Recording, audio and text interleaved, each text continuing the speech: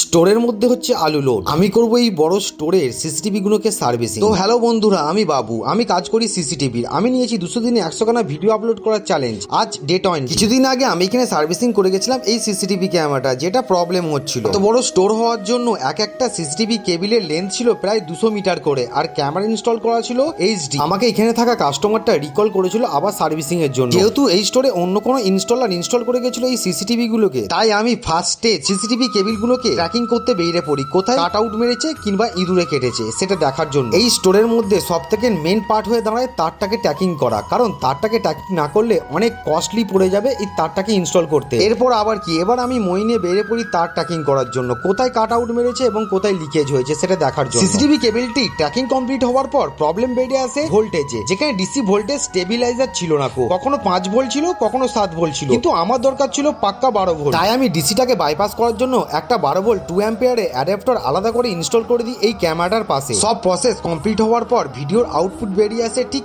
এই রকম। কি রকম ভিডিওর আউটপুট বেরিয়ে আসছে তোমরা কমেন্টে অবশ্যই জানাবে, আর আমাকে দিয়ে সার্ভিসিং করানোর থাকলে অবশ্যই আমাকে ডিএম কিংবা কমেন্টে জানাবে। আর আমার বানানো ডেইলি ব্লগ তোমাদের যদি ভালো লেগে থাকে অবশ্যই পেজটাকে লাইক করে একটা ফলো করে নেবে। ধন্যবাদ।